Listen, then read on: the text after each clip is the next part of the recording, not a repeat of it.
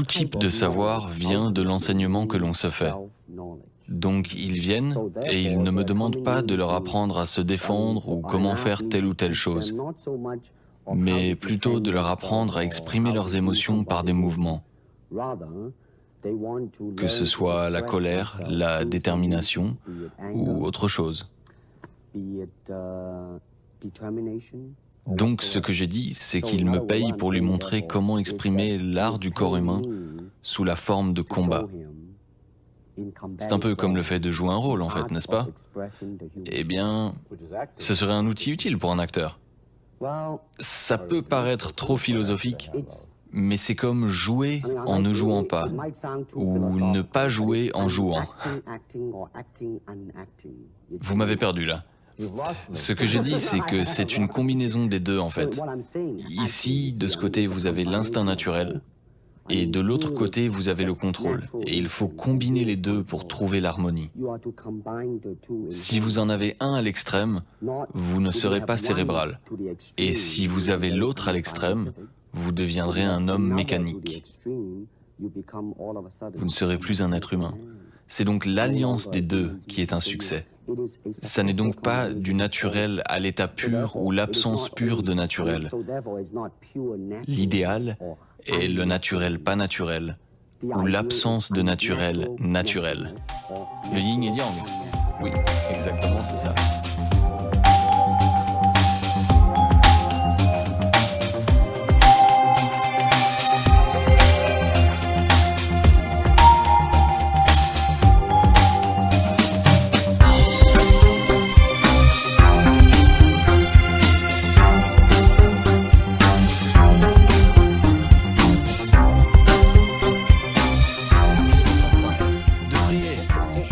Dans cette position, vos bras sont inutiles. Oui. Vous pouvez me pousser ou me mettre des coups de pied? Non. Donc, si vous voulez survivre, que faut-il faire? Je ne sais pas. Mordez. Mordez? Ne sommes-nous pas des animaux? Ça va? Je peux pas vraiment dire que oui là-dessus. Le fait de mordre est efficace au corps à corps. Je ne prévois pas de mordre. C'est comme ça qu'on perd les dents. Il faut se souvenir de tant de choses. Si tu essayes de te souvenir, tu vas perdre. Vide ton esprit. N'aie pas de forme, comme l'eau. Maintenant, mets de l'eau dans une tasse. Elle devient la tasse. Mets-la dans une théière. Elle devient la théière. L'eau peut couler, peut se faufiler ou s'égoutter, ou même percuter. Sois comme l'eau, mon ami. Tu n'es pas prêt. Je sais. Comme tout le monde, tu veux apprendre à gagner. Mais pas comment accepter le fait de perdre. D'accepter la défaite. Apprendre à mourir, c'est apprendre à se libérer. Donc demain, il faudra que tu libères ton esprit ambitieux et que tu apprennes l'art de mourir. Bon courage, Mike. Fatalement, les arts martiaux peuvent se traduire par une chose: s'exprimer. C'est une chose très difficile à faire. C'est facile pour moi de faire un spectacle et d'être insolent et de me sentir envahi par une sensation prétentieuse et de me sentir cool. Je peux faire des choses fausses ou artificielles qui sont jolies. Mais de vraiment s'exprimer de manière honnête, d'être vrai, de s'exprimer de manière sincère, ça, mon ami, c'est une chose très difficile à faire. Et il faut s'entraîner. Il faut garder ses réflexes pour y avoir accès quand on veut. Quand tu veux bouger, tu bouges. Et quand tu bouges, c'est parce que tu es déterminé à bouger. Si je veux mettre un coup de poing, je le ferai de manière intentionnelle. Et c'est pour ça qu'il faut s'entraîner. Pour que le coup de poing et moi ne faisons plus qu'un. Ne pas être hésitant et avoir peur de me pencher un petit peu et bloquer l'angle de caméra. Il faut mettre ses hanches dedans et lâcher, canaliser toute son énergie là-dedans et transformer son poing en une arme. Je vois que tes talents ont outrepassé le niveau physique. Tes aptitudes sont maintenant à un niveau spirituel. J'ai plusieurs questions. Quelle est la technique la plus élaborée que tu espères atteindre?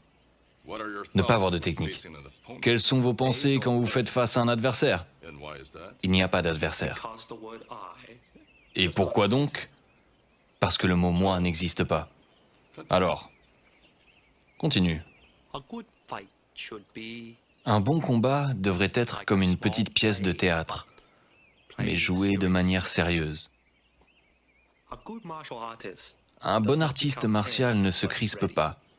Il se prépare. Il ne pense pas, mais ne rêve pas. Il est prêt à toute éventualité. Quand l'adversaire se dresse, je me contracte. Et quand il se contracte, je me dresse. Et quand il y a une possibilité, je ne le frappe pas. Il se frappe tout seul.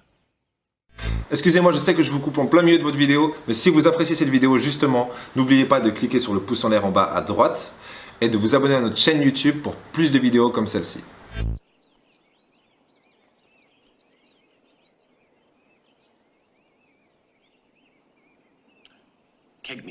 Frappe-moi. Frappe-moi.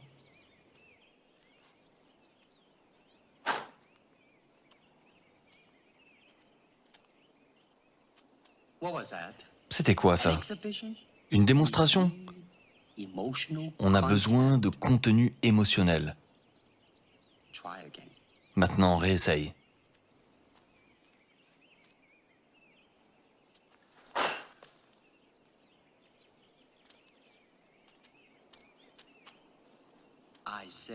J'ai dit du contenu émotionnel, pas de la colère. Maintenant, réessaye avec moi.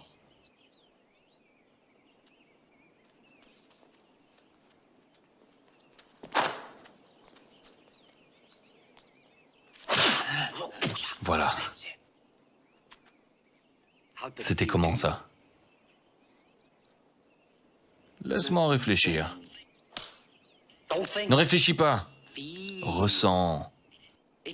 C'est comme un doigt qui pointe vers la lune.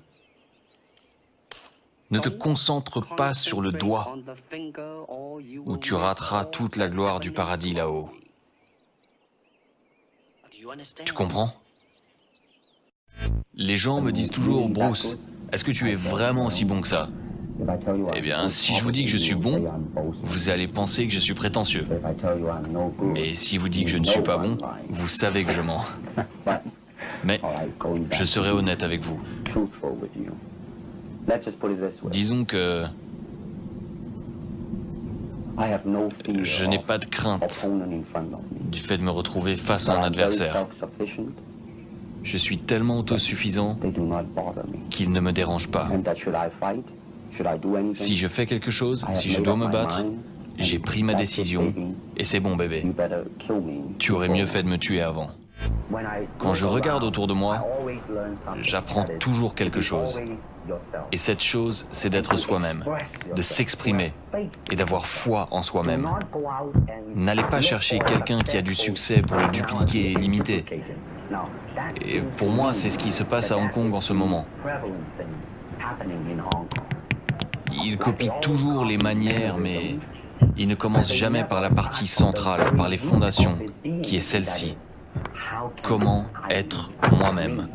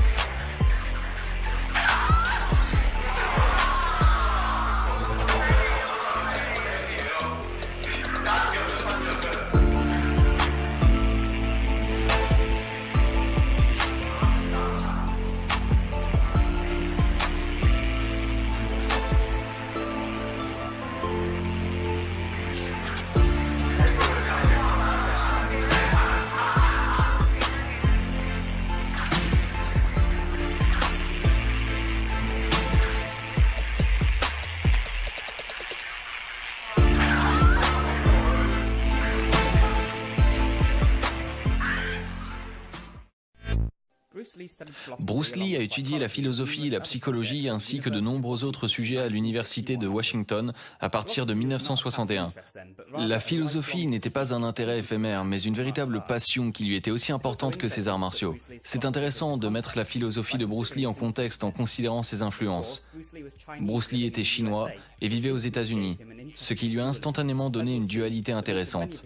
Comme nous allons voir, beaucoup de ses idées viennent de l'étude des arts martiaux et en particulier le Wing Chun. N'oublions pas également que Bruce Lee était en vie dans les années 60, période pendant laquelle la philosophie de l'Est était en vogue. Il n'est donc pas surprenant que Bruce Lee avait beaucoup d'idées et de notes sur des sujets très éclectiques. Comme tout bon esprit universel, Bruce Lee avait une grosse quantité de notes et faisait état de son régime, de ses entraînements et de ses idées philosophiques. Il se baladait toujours avec un carnet pour prendre des notes. Sa prédilection à prendre des notes est sûrement la première chose que nous pouvons apprendre de lui. C'est de ses ouvrages et de ses carnets que l'on connaît la majorité de ses idées qui couvraient à peu près tous les sujets.